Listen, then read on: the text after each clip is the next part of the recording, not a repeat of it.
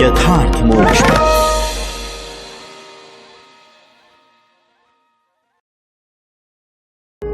यथार्थ मोक्ष प्रस्तुत कर रहा है अतुल्य संपूर्ण महाभारत। श्री महाभारतम चैत्र रथ पर्व 182वां अध्याय। पांडवों का धौम्य को अपना पुरोहित बनाना।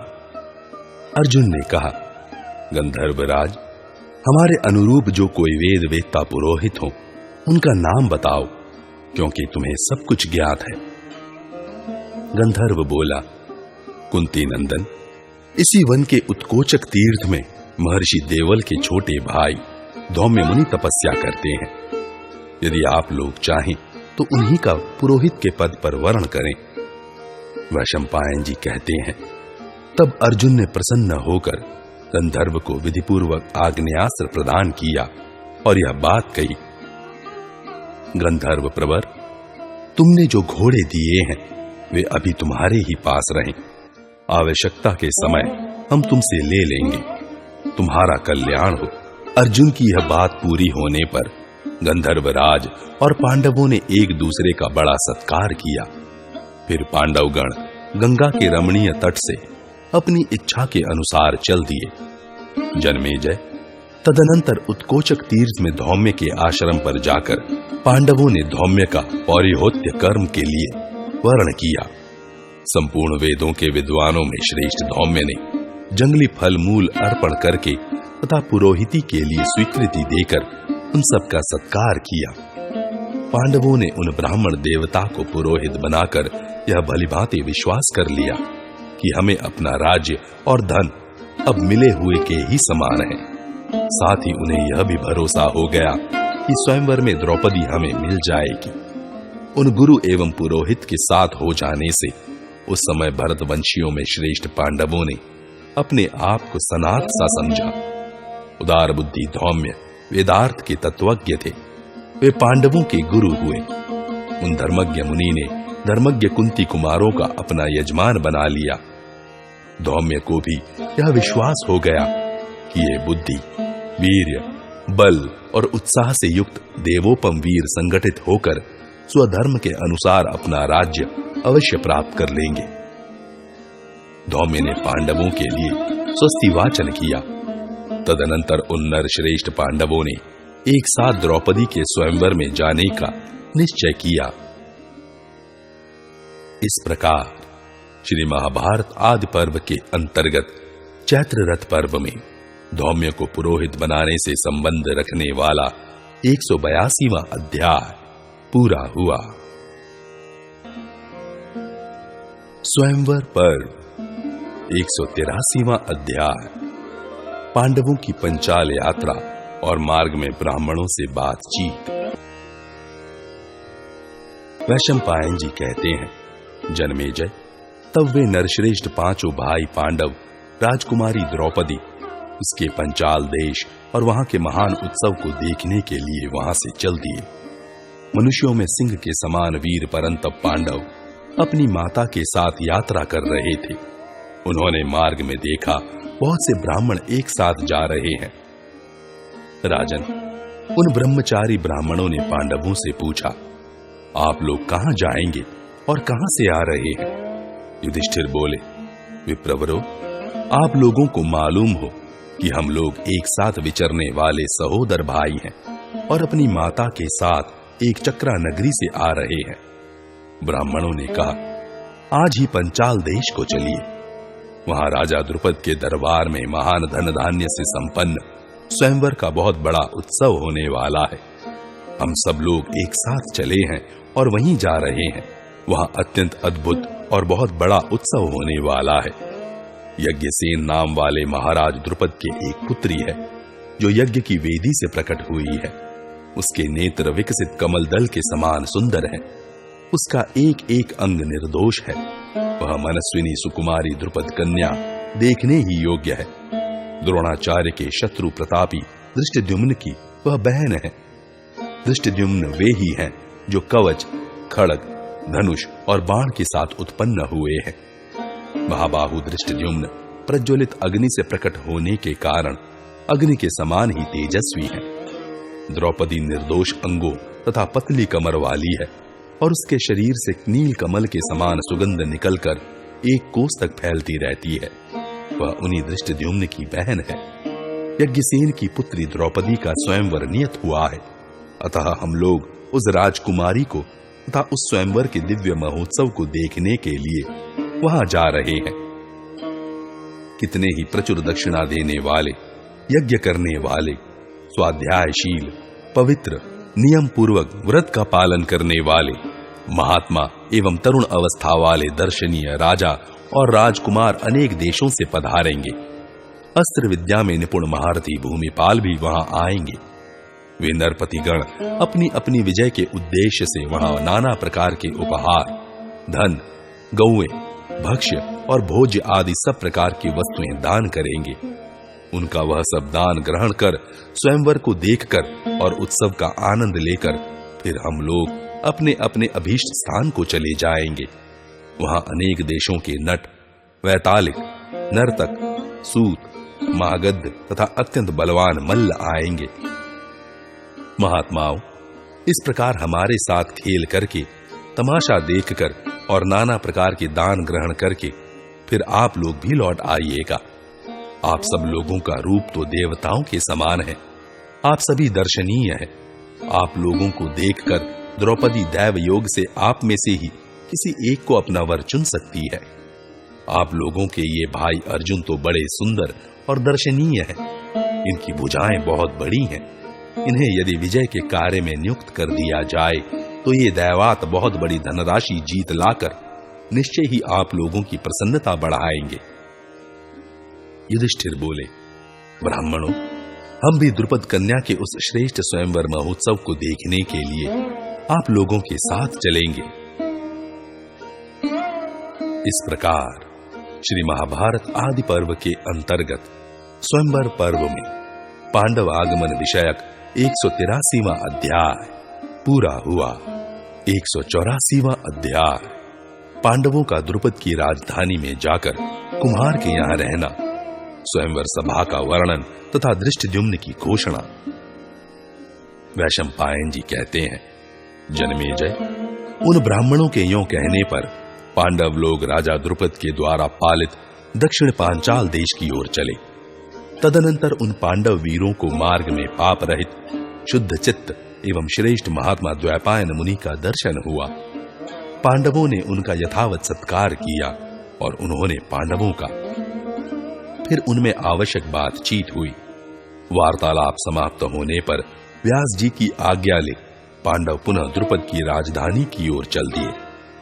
महारथी पांडव मार्ग में अनेक रमणीय वन और सरोवर देखते तथा उन स्थानों में डेरा डालते हुए धीरे धीरे आगे बढ़ते गए।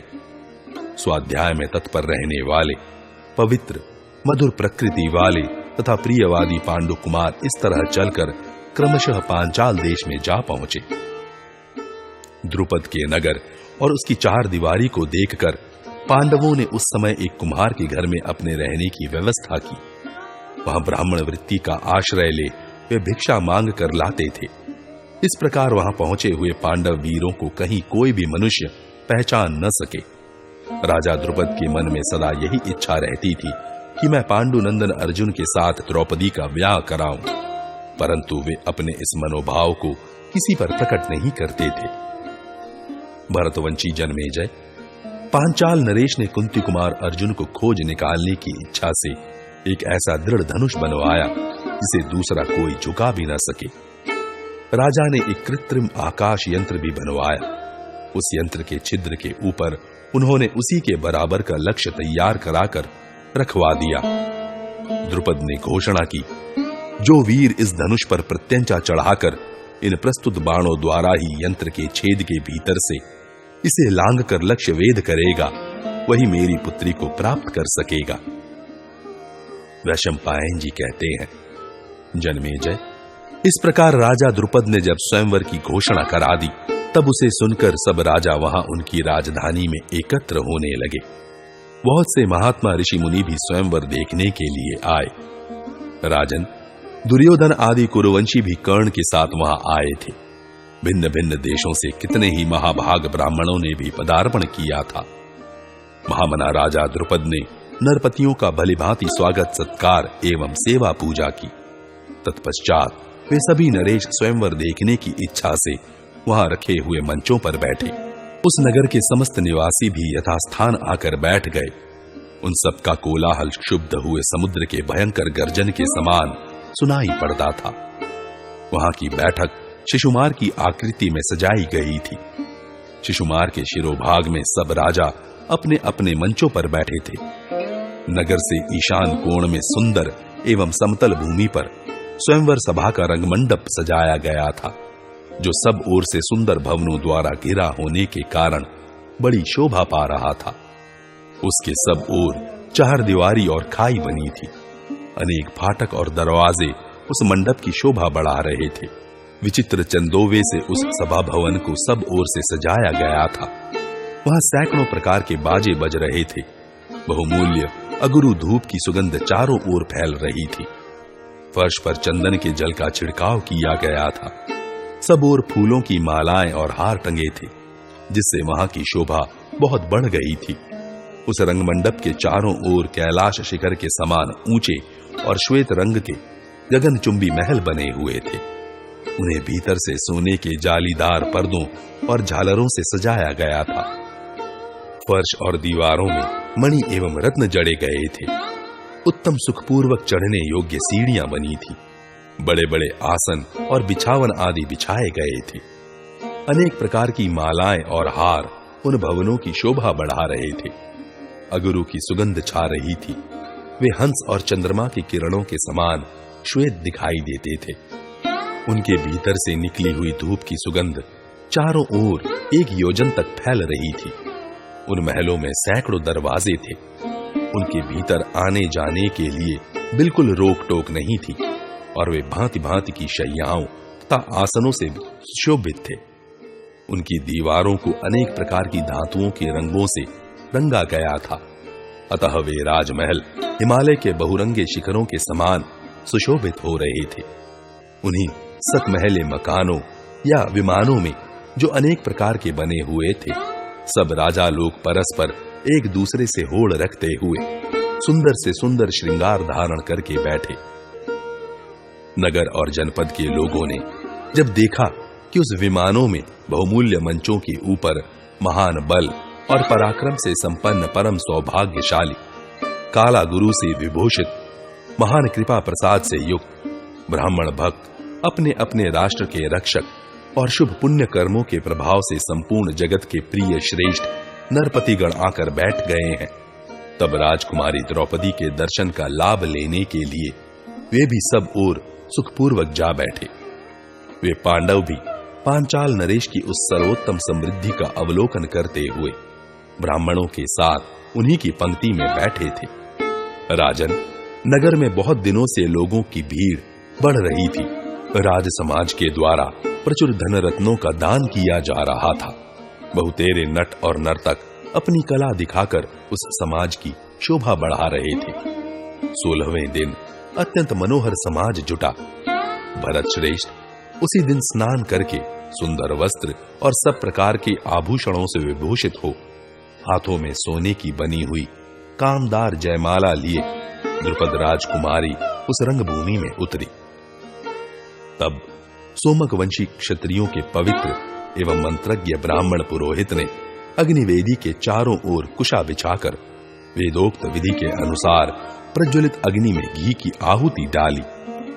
इस प्रकार अग्निदेव को तृप्त करके ब्राह्मणों से स्वस्ति वाचन कराकर चारों ओर बजाने वाले सब प्रकार के बाजे बंद करा दिए गए।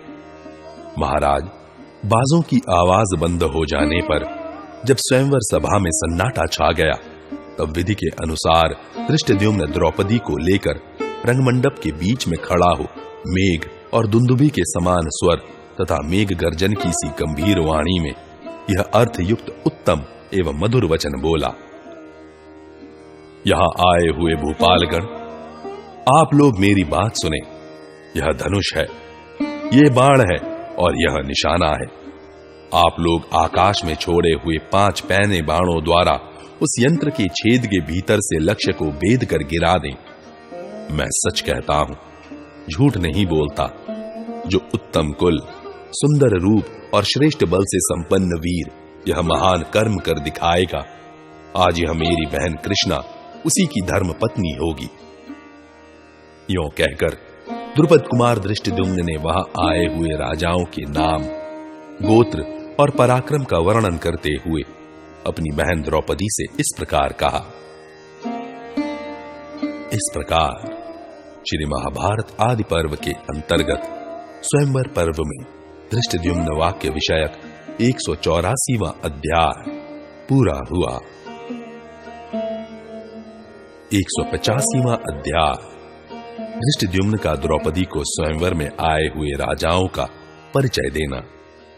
धृष्टद्युम्न ने कहा, बहन, यह देखो, दुर्योधन, दुर्विशह, दुर्मुख, दुष्प्रदर्शन, विवंशति, विकर्ण, सह, दुशासन, युयुत्सु, वायुवेग, भीमवेगरव, उग्रायुध, बलाकी, करकायु, विरोचन, कुंडक, चित्रसेन, सुवर्चा, कनकध्वज, नंदन, बाहुशाली, तुहुंड तथा विकट, ये और दूसरे भी बहुत से महाबली धृतराष्ट्र पुत्र जो सब के सब वीर हैं, तुम्हें प्राप्त करने के लिए कर्ण के साथ यहाँ पधारे हैं। इनके सिवा और भी असंख्य महामना क्षत्रिय शिरोमणि भूमिपाल यहाँ आए हैं। उधर देखो, गांधार राज सुबल के पुत्र शकुनी, वृषक और बृहद्वल बैठे हैं। गांधार राज के ये सभी पुत्र यहाँ पधारे हैं। अश्वत्थामा और भोज, ये दोनों महान तेजस्वी और संपूर्ण शस्त्रधारियों में श्रेष्ठ हैं और तुम्हारे लिए गहने कपड़ों से सज धज कर यहाँ आए हैं। राजा बृहंत, मणिमान, दंडधार, सहदेव, जयसेन, राजा मेघसंधि अपने दोनों पुत्रों शंख और उत्तर के साथ राजा विराट, वृद्धक्षेम के पुत्र सुशर्मा, राजा सेनाबिंदु, सुकेतु और उनके पुत्र सुवर्चा, सुचित्र, सुकुमार, वृक, सत्यधृति, सूर्यध्वज, रोचमान, नील, चित्रायुध, अंशुमान, चेकितान, महाबली श्रेणीमान, समुद्रसेन के प्रतापी पुत्र चंद्रसेन, जलसंध, विदंड और उनके पुत्र दंड, पौंड्रक वासुदेव, पराक्रमी भग्गदत्त, कलिंग नरेश, ताम्रलिप्त नरेश, पाटने के राजा अपने 2 पुत्रों वीर रुक्मांगद तथा रुक्मरथ के साथ महारथी मद्रराज शल्य, कुरुवंशी सोमदत्त तथा उनके 3 महारथी शूरवीर पुत्र भूरी, भूरिश्रवा और शल, काम्बोज देशीय सुदक्षिण, पुरुवंशी दृढ़धनवा, महाबली सुषेण, उशिनर देशीय शिबी तथा चोर डाकुओं को मार डालने वाले कारुष अधिपति यहाँ आए हैं। इधर संकर्षण, वासुदेव, रुक्मिणी नंदन पराक्रमी प्रद्युम्न, साम, चारुदेशण, प्रद्युम्न कुमार अनिरुद्ध, श्री कृष्ण के बड़े भाई गद, अक्रूर, सात्यकी, परम बुद्धिमान उद्भव, हृदिक पुत्र कृतकर्मा, पृथु, विपृथु, विदूरथ, कंक, शंकु, गवेषण, आशावह, अनिरुद्ध, शमीक, सारिमेजय, वीर, वातपति, झिल्ली पिंडारक तथा पराक्रमी उशिनर, ये सब वृषणी वंशी कहे गए हैं।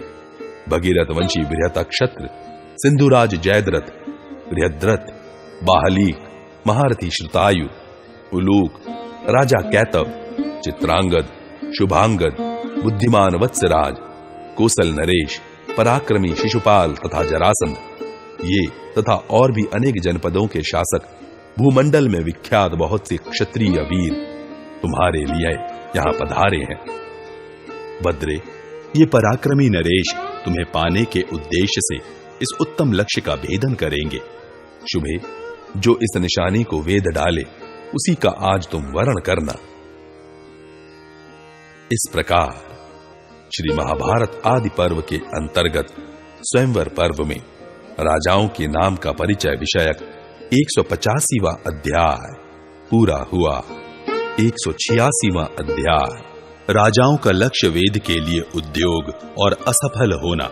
वैशंपायन जी कहते हैं, जनमेजय, वे सब नवयुवक राजा अनेक आभूषणों से विभूषित हो, कानों में कुंडल पहने और परस्पर लाग डांट रखते हुए हाथों में अस्त्र शस्त्र लिए अपने अपने आसनों से उठने लगे। उन्हें अपने में ही सबसे अधिक अस्त्र विद्या और बल के होने का अभिमान था। सभी को अपने रूप, पराक्रम, कुल, शील, धन और जवानी का बड़ा घमंड था। वे सभी मस्तक से वेग पूर्वक मद की धारा बहाने वाले हिमाचल प्रदेश के गजराजों की भांति उन्मत्त हो रहे थे। वे एक दूसरे को बड़ी स्पर्धा से देख रहे थे। उनके सभी अंगों में कामोन्माद व्याप्त हो रहा था। कृष्णा तो मेरी ही होने वाली है, यह कहते हुए वे अपने राजोचित आसनों से सहसा उठकर खड़े हो गए। द्रुपद कुमारी को पाने की इच्छा से रंगमंडप में एकत्र हुए वे क्षत्रिय नरेश गिरिराज नंदिनी उमा के विवाह में इकट्ठे हुए देवताओं की भांति शोभा पा रहे थे। कामदेव के बाणों की चोट से उनके सभी अंगों में निरंतर पीड़ा हो रही थी। उनका मन द्रौपदी में ही लगा हुआ था। द्रुपद कुमारी को पाने के लिए रंगभूमि में उतरे हुए वे सभी नरेश वहां अपने सुहृद राजाओं से भी ईर्ष्या करने लगे। इसी समय रुद्र, आदित्य, वसु, अश्विनी कुमार, समस्त साध्यगण तथा मरुदगण यमराज और कुबेर को आगे करके अपने अपने विमानों पर बैठकर वहां आए। दैत्य, सुपर्ण, नाग, देवर्षि, गुह्यक, चारण तथा विश्वावसु, नारद और पर्वत आदि प्रधान प्रधान गंधर्व भी अप्सराओं को साथ लिए सहसा आकाश में उपस्थित हो गए। भगवान श्री कृष्ण की सम्मति के अनुसार चलने वाले महान यदुश्रेष्ठ, जिनमें बलराम और श्री कृष्ण आदि वृषणी और अंधक वंश के प्रमुख व्यक्ति वहां उपस्थित थे, चुपचाप अपनी जगह पर बैठे बैठे देख रहे थे। यदुवंशी वीरों के प्रधान नेता श्री कृष्ण ने लक्ष्मी के सम्मुख विराजमान गजराजों तथा राख में छिपी हुई आग के समान मतवाले हाथी की सी आकृति वाले पांडवों को, जो अपने सब अंगों में भस्म लपेटे हुए थे, देखकर पहचान लिया और बलराम जी से धीरे धीरे कहा, भैया वह देखिए, युधिष्ठिर, भीम, अर्जुन और दोनों जुड़वे वीर नकुल सहदेव उधर बैठे हैं। बलराम जी ने उन्हें देखकर अत्यंत प्रसन्न चित्त हो भगवान श्री कृष्ण की ओर दृष्टिपात किया। दूसरे दूसरे वीर राजा, राजकुमार एवं राजाओं के पौत्र अपने नेत्रों, मन और स्वभाव को द्रौपदी की ओर लगाकर उसी को देख रहे थे। अतः पांडवों की ओर उनकी दृष्टि नहीं गई। वे जोश में आकर दांतों से ओठ चबा रहे थे और रोष से उनकी आंखें लाल हो रही थीं। इसी प्रकार वे महाबाहु कुंती पुत्र तथा दोनों महानुभाव वीर नकुल सहदेव सबके सब द्रौपदी को देखकर तुरंत कामदेव के बाणों से घायल हो गए। राजन, उस समय वहां का आकाश देवर्षियों तथा गंधर्वों से खचाखच भरा था। सुपर्ण, नाग, असुर और सिद्धों का समुदाय वहां जुट गया था। सब ओर दिव्य सुगंध व्याप्त हो रही थी और दिव्य पुष्पों की वर्षा की जा रही थी। बृहत शब्द करने वाली दुंदुभियों के नाद से सारा अंतरिक्ष गूंज उठा था। चारों ओर का आकाश विमानों से ठसाठस भरा था और वहां बांसुरी, वीणा तथा ढोल की मधुर ध्वनि हो रही थी। तदनंतर वे नृपतिगण द्रौपदी के लिए क्रमशः अपना पराक्रम प्रकट करने लगे। कर्ण, दुर्योधन, शाल्व, शल्य, अश्वत्थामा, क्रात, सुनीत, वक्र, कलिंगराज, वंग नरेश, पांड्य नरेश, पौंड्र देश के अधिपति, विदेह के राजा, यवन देश के अधिपति तथा अन्यान्य अनेक राष्ट्रों के स्वामी, बहुतेरे राजा, राजपुत्र तथा राजपौत्र, जिनके नेत्र प्रफुल्ल कमल पत्र के समान शोभा पा रहे थे, जिनके विभिन्न अंगों में किरीट, हार, अंगद तथा कड़े आदि आभूषण शोभा दे रहे थे तथा जिनकी भुजाएं बड़ी बड़ी थीं, वे सब के सब पराक्रमी और धैर्य से युक्त हो अपने बल और शक्ति पर गरजते हुए क्रमशः उस धनुष पर अपना बल दिखाने लगे। परंतु वे उस सुदृढ़ धनुष पर हाथ से कौन कहे, मन से भी प्रत्यंचा न चढ़ा सके। अपने बल, शिक्षा और गुण के अनुसार उस पर जोर लगाते समय वे सभी नरेंद्र उस सुदृढ़ एवं चमचमाते हुए धनुष के झटके से दूर फेंक दिए जाते और लड़खड़ाकर धरती पर जा गिरते थे। फिर तो उनका उत्साह समाप्त हो जाता, किरीट और हार खिसक कर गिर जाते और वे लंबी सांसें खींचते हुए शांत होकर बैठ जाते थे। उस सुदृढ़ धनुष के झटके से जिनके हार, बाजूबंद और कड़े आदि आभूषण दूर जा गिरे थे, वे नरेश उस समय द्रौपदी को पाने की आशा छोड़कर अत्यंत व्यथित होकर हाहाकार कर उठे। उन सब राजाओं की यह अवस्था देख धनुर्धारियों में श्रेष्ठ कर्ण उस धनुष के पास गया और तुरंत ही उसे उठाकर उस पर प्रत्यंचा चढ़ा दी तथा शीघ्र ही उस धनुष पर वे 5 बाण जोड़ दिए। अग्नि, चंद्रमा और सूर्य से भी अधिक तेजस्वी सूर्य पुत्र कर्ण द्रौपदी के प्रति आसक्त होने के कारण जब लक्ष्य भेदने की प्रतिज्ञा करके उठा, तब उसे देखकर महाधनुर्धर पांडवों ने यह विश्वास कर लिया कि अब इस उत्तम लक्ष्य को भेद कर पृथ्वी पर गिरा देगा। कर्ण को देखकर द्रौपदी ने उच्च स्वर से यह बात कही, मैं सूत जाति के पुरुष का वर्ण नहीं करूंगी। यह सुनकर कर्ण ने अमर्ष युक्त हंसी के साथ भगवान सूर्य की ओर देखा और उस प्रकाशमान धनुष को डाल दिया। इस प्रकार जब वे सभी क्षत्रिय सब ओर से हट गए, तब यमराज के समान बलवान, धीर, वीर, चेदिराज दमघोष पुत्र महाबुद्धिमान शिशुपाल धनुष उठाने के लिए चला, परंतु उस पर हाथ लगाते ही घुटनों के बल पृथ्वी पर गिर पड़ा। तदनंतर महापराक्रमी एवं महाबली राजा जरासंध धनुष के निकट आकर पर्वत की भांति अविचल भाव से खड़ा हो गया, परंतु उठाते समय धनुष का झटका खाकर वह भी घुटने के बल गिर पड़ा। तब वहां से उठकर राजा जरासंध अपने राज्य को चला गया। तत्पश्चात महावीर एवं महाबली मद्रराज शल्य आए, पर उन्होंने भी उस धनुष को चढ़ाते समय धरती पर घुटने टेक दिए। तदनंतर शत्रुओं को संताप देने वाला धृतराष्ट्र पुत्र महाबली राजा दुर्योधन सहसा अपने भाइयों के बीच से उठकर खड़ा हो गया। उसके अस्त्र शस्त्र बड़े मजबूत थे। वह स्वाभिमानी होने के साथ ही समस्त राजोचित लक्षणों से संपन्न था। द्रौपदी को देखकर उसका हृदय हर्ष से खिल उठा और वह शीघ्रता पूर्वक धनुष के पास आया। उस धनुष को हाथ में लेकर वह चापधारी इंद्र के समान शोभा पाने लगा। राजा दुर्योधन उस मजबूत धनुष पर जब प्रत्यंचा चढ़ाने लगा, उस समय उसके अंगुलियों के बीच में झटके से ऐसी चोट लगी कि वह चित्त लौट गया। धनुष की चोट खाकर राजा दुर्योधन अत्यंत लज्जित होता हुआ सा अपने स्थान पर लौट गया। सारा समाज संभ्रम में पड़ गया और लक्ष्यवेद की बातचीत तक बंद हो गई। उसी समय प्रमुख वीर कुंती नंदन अर्जुन ने उस धनुष पर प्रत्यंचा चढ़ाकर उस पर बाण संधान करने की अभिलाषा की।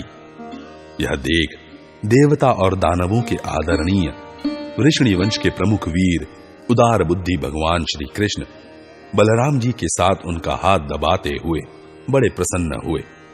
उन्हें यह विश्वास हो गया कि द्रौपदी अब पांडु नंदन अर्जुन के हाथ में आ गई। पांडवों ने अपना रूप छिपा रखा था, अतः दूसरे कोई राजा या प्रमुख वीर उन्हें पहचान न सके।